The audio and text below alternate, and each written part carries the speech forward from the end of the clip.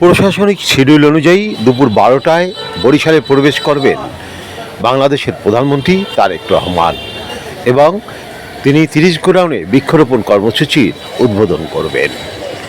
আর সেই অপেক্ষায় বরিশালের প্রত্যন্ত গ্রাম থেকে ছুটে এসেছেন অসংখ্য সাধারণ মানুষ ও বিএনপি নেতাকর্মীরা। তারা এসে জড়ো হচ্ছেন মহাসড়কের দুপাশে। তৈরি করেছেন গড়িয়ার পাড় থেকে 30 গোডাউন পর্যন্ত দীর্ঘ মানব চেইন। আর এই মানব চেইনে শোভা পাচ্ছে ভিন্ন ভিন্ন প্লাকার্ড।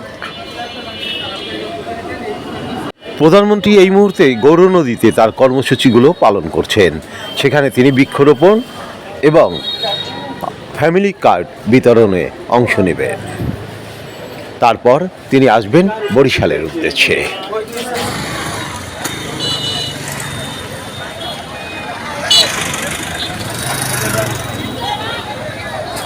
ভাই একটু আগে যান।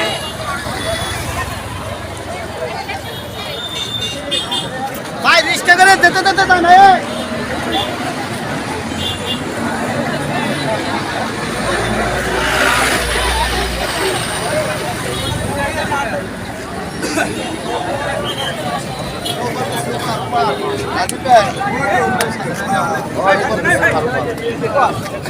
কি অবস্থা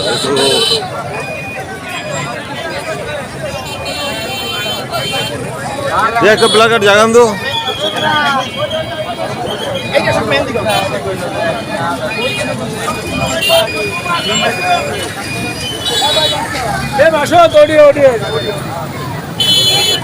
দুপুর 12টা পার হয়েছে, চারিদিকে জোহরের আজান। যে কোনো মুহূর্তে বরিশালে প্রবেশ করবেন প্রধানমন্ত্রী তারেক রহমান। আরিফ আহমেদ, বরিশাল।